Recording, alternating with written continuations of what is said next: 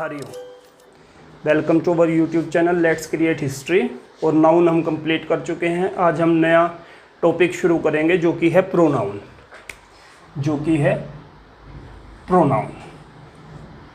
तो पहली चीज़, प्रोनाउन होता क्या है? प्रोनाउन वे शब्द है जो नाउन के स्थान पर यूज किए जाते हैं। प्रोनाउन वे शब्द है जो नाउन के स्थान पर यूज किए जाते हैं। देखो एक एग्जांपल देखो, Ram is my brother,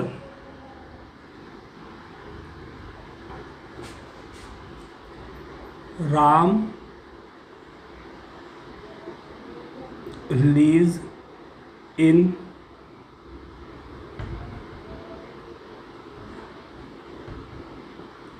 Ram's house.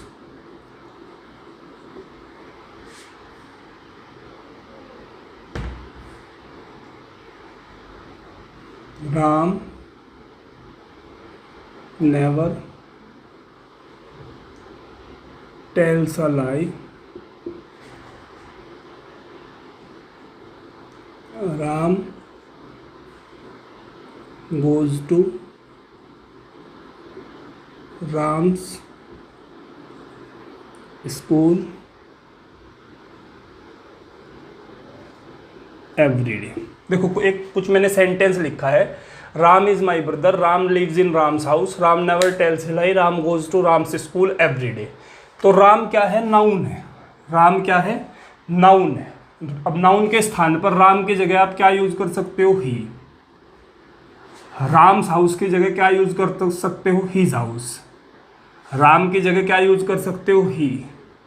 Ram की जगह क्या यूज कर सकते हो? ही। राम्स स्कूल की जगह क्या कर सकते हो? His school.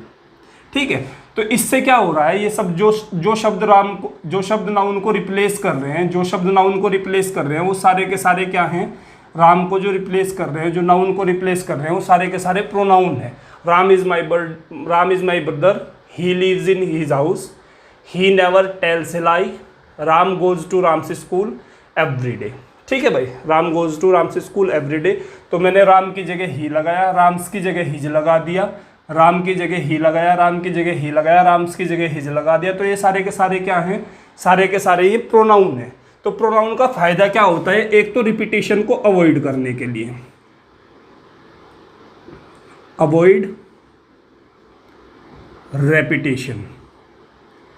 रेपिटेशन को बार बार राम को आप रिपीट कर रहे हो, इससे सेंटेंस गंदा लगता है।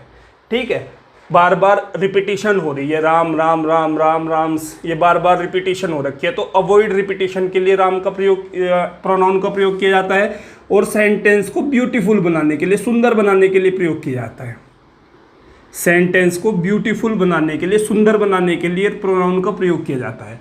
तो प्रोनाउन के केवल दो उपयोग हैं, एक तो सेंटेंस को सुंदर बनाने के लिए और एक रिपीटिशन दूर करने के लिए।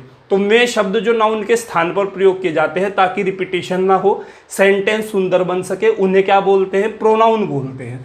उन शब्द को क्या बोलते हैं? प्रोनाउन बोलते हैं। और प्रोनाउन अपने आप में बहुत इंटरेस्टिंग टॉपिक है भाई। प्रोनाउन से बहुत सारे क्वेश्चंस जो हैं एग्जाम में आते हैं। अगर प्रोनाउन के टाइप की बात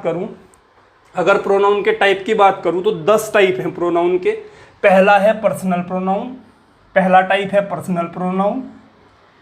दूसरा है पजेसिव प्रोनाउन, तीसरा है डेमोन्स्ट्रेटिव प्रोनाउन, चौथा है रिफ्लेक्सिव प्रोनाउन, पांचवा है रेसिप्रोकल प्रोनाउन, छठा है डिस्ट्रीब्यूटिव प्रोनाउन, सातवां है इंडेफिनिट प्रोनाउन, आठवां है रिलेटिव प्रोनाउन, नौवां है एम्फेटेटिक या एम्फेसाइजिंग प्रोनाउन, और 10वां है इंट्रोगेटिव प्रोनाउन। ये 10 टाइप हैं भाई प्रोनाउन के।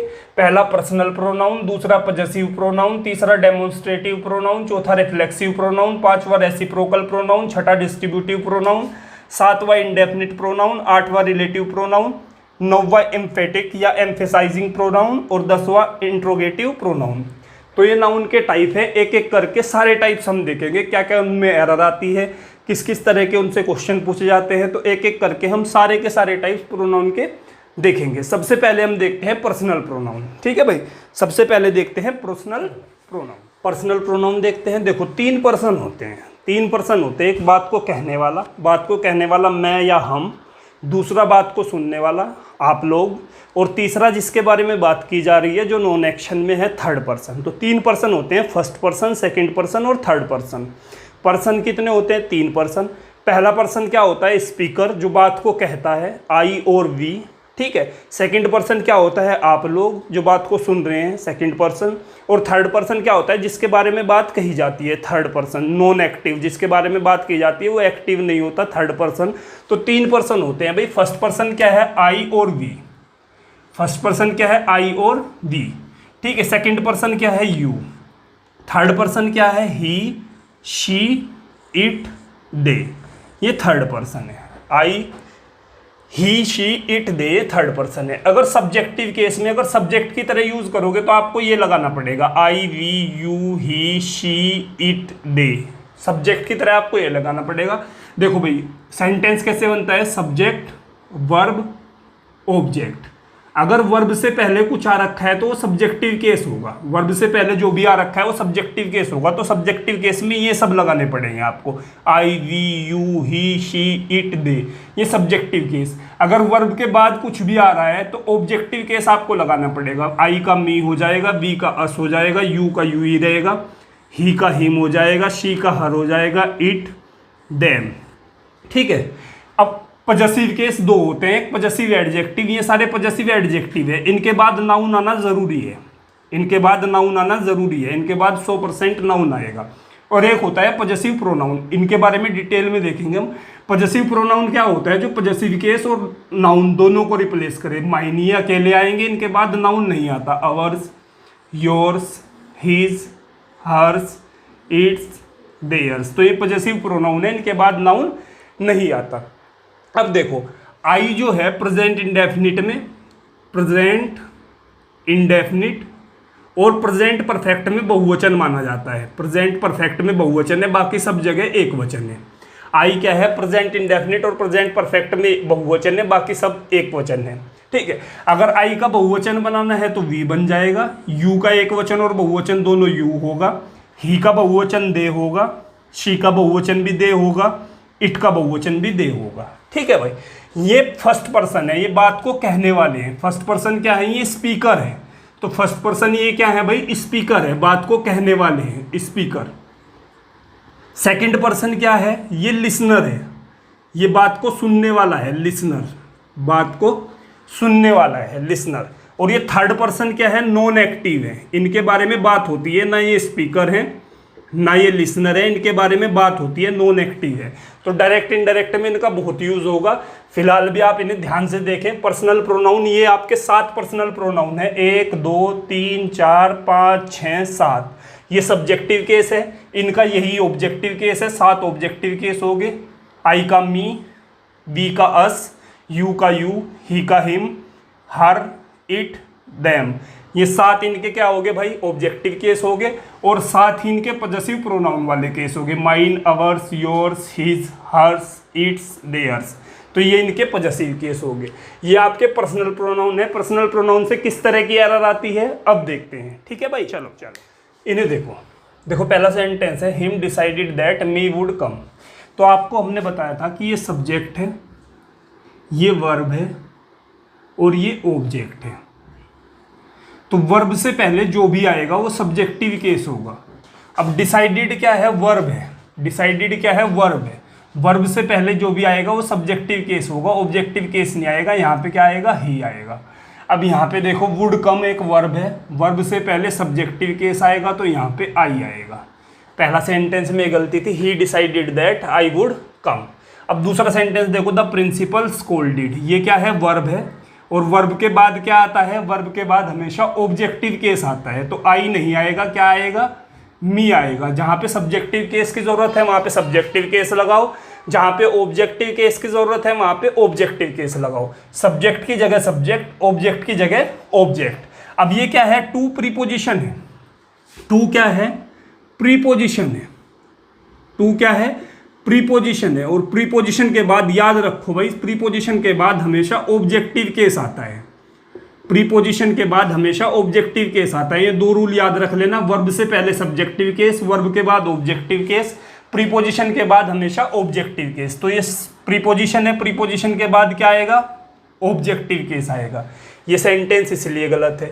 ये क्या है, प्रीपोजिशन है, प्रीपोजिशन के बाद क्या आएगा, ऑब्जेक्टिव केस आएगा, देम आएगा। ठीक है भाई।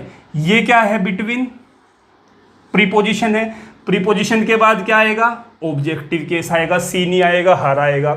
राहुल डिस्ट्रीब्यूटेड द मनी, ये क्या हो गया भाई, राहुल डिस्ट्रीब्यूटेड, वर्ब होगी, वर्ब के बाद ऑब्जेक्टिव केस, ये क्या आया, प्रीपोजिशन आया, प्रीपोजिशन के बाद क्या आएगा, ऑब्जेक्टिव केस आएगा, हर आएगा, ऑब्जेक्टिव केस आएगा, हर आएगा।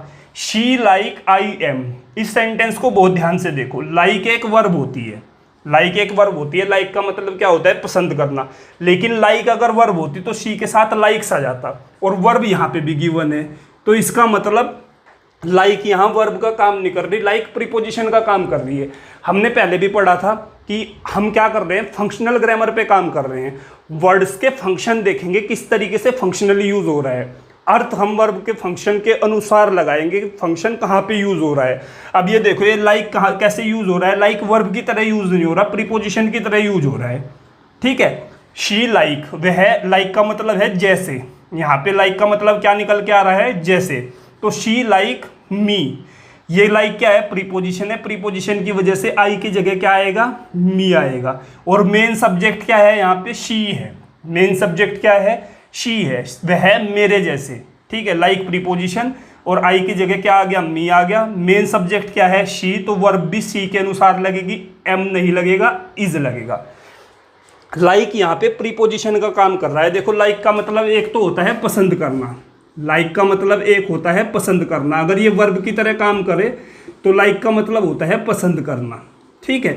लेकिन यहाँ पे लाइक वर्ब की तरह काम नहीं कर रहा, क्योंकि वर्ब तो यहाँ पे है, वर्ब तो यहाँ पे है, तो लाइक का दूसरा अर्थ निकलता है जैसे, जैसे। और ये प्रीपोजिशन का काम कर रही है। ये कैसे काम कर रही है, प्रीपोजिशन का, प्रीपोजिशन के बाद ऑब्जेक्टिव केस आता है, और क्योंकि मेन सब्जेक्ट शी है तो यहाँ पे वर्ब शी के अनुसार लगेगी, इज लगेगी। ऐसे ही यहाँ पे एक्सेप्ट, एक्सेप्ट का मतलब सिवाय, बजाय, तो एक्सेप्ट एक प्रीपोजिशन का काम कर रहा है, इसीलिए यहाँ पे क्या आएगा, हिम आएगा, और वर्ब लगेगी आई के अनुसार, आई एक्सेप्ट हिम, वर्ब लगेगी आई के अनुसार, तो आई के अनुसार क्या आएगा यहाँ पे भाई, एम आएगा। इस तरह की एरर बहुत सारी पूछी जाती है पर्सनल प्रोनाउन से, इस तरह की एरर बहुत सारी पूछी जाती है पर्सनल प्रोनाउन से। एक्सेप्ट क्या है, प्रीपोजिशन है, प्रीपोजिशन है तो इसके बाद आने वाला नाउन या प्रोनाउन जो होगा ऑब्जेक्टिव केस में होगा, और वर्ब लगेगी आई के अनुसार, तो एम आ जाएगा। ठीक है भाई, चलो आगे बढ़े। इन्हें देखो, देखो कुछ प्रीपोजिशन क्या होते हैं, पॉजिटिव, कुछ प्रीपोजिशन क्या होते हैं, पॉजिटिव होते हैं, कुछ प्रीपोजिशन पॉजिटिव होते हैं। पॉजिटिव जैसे विद, टुगेदर विद, साथ साथ, अलोंग विद। ठीक है। और कुछ होते हैं प्रीपोजिशन निगेटिव, कुछ प्रीपोजिशन क्या होते हैं, निगेटिव। निगेटिव क्या हो, जैसे कि विद का, विद के बजाय विदाउट, लाइक के बजाय अनलाइक, एक्सेप्ट सिवाय, बट। ठीक है, ये निगेटिव होते हैं। कुछ ये पॉजिटिव होते हैं, जैसे like, with, together with, along with, ये पॉजिटिव होते हैं। ये क्या होते हैं, विदाउट सिवाय, अनलाइक जैसे नहीं, एक्सेप्ट, बट, तो ये निगेटिव प्रीपोजिशन होते हैं। एक होता है प्रीपोजिशनल फ्रेज, एक क्या होता है, प्रीपोजिशनल फ्रेज, ये भी प्रीपोजिशन ही होते हैं। इनमें क्या होता है, वर्ब की थर्ड फॉर्म प्लस प्रीपोजिशन आता है, वर्ब की थर्ड फॉर्म प्लस प्रीपोजिशन आता है। जैसे प्लीज्ड है, प्लीज्ड वर्ब की थर्ड फॉर्म होगी प्लीज्ड, और प्लस प्रीपोजिशन प्लीज्ड विद, तो इनके साथ भी वही सेम कंसेप्ट चलेगा। अब ये देखो, जैसे ये क्या है, विदाउट, प्रीपोजिशन है, रवि सब्जेक्ट है। अगर ये प्रीपोजिशन है तो इसके बाद आने वाला केस क्या होगा, प्रीपोजिशन के बाद आएगा ऑब्जेक्टिव केस। और किसकी बात हो रही है, सब्जेक्ट हो रहा है रवि, प्रीपोजिशन की बात नहीं हो रही है, सब्जेक्ट क्या है, रवि, तो वर्ब किसके अनुसार लगेगी, रवि के अनुसार लगेगी। तो Ravi without them was detained. ठीक है, मेन सब्जेक्ट क्या है, रवि है यहाँ पे। अब जैसे ये एक्सेप्ट आया, एक्सेप्ट, तो इसके बाद आने वाला केस क्या होगा, ऑब्जेक्टिव केस मी, और वर्ब किसके अनुसार लगेगी, रवि के अनुसार, इज आएगा। ठीक है, अब यहाँ पे देखो प्रीपोजिशन क्या है, ऑफ है। ये नाउन में भी हमने पढ़ा था और उस टाइम पे हमने ऐसे ही कर लिया था इसे कि ऑफ से पहले सब्जेक्ट ही है। प्रीपोजिशन क्या है, ऑफ है, ये इसका ऑब्जेक्ट आ गया, तो वर्ब किसके अनुसार लगेगी, स्टूडेंट्स के अनुसार। स्टूडेंट्स के अनुसार क्या आएगा, आर आएगा। ठीक है, अब इसे देखो, इन क्या है, प्रीपोजिशन है, इन क्या है, प्रीपोजिशन है, ये ऑब्जेक्ट में पढ़ा है, तो वर्ब किसके अनुसार लगेगी, प्रॉब्लम के अनुसार लगेगी, तो क्या आएगी, वाज आएगी। ठीक है, अगर प्रीपोजिशन से दो सब्जेक्ट को जोड़ा जाए, प्रीपोजिशन से अगर दो सब्जेक्ट को जोड़ा जाए तो मेन सब्जेक्ट के अनुसार वर्ब लगती है, मेन सब्जेक्ट के अनुसार वर्ब लगती है, मेन सब्जेक्ट के अनुसार वर्ब लगती है, और इसके बाद जो केस आता है वो ऑब्जेक्टिव केस आता है।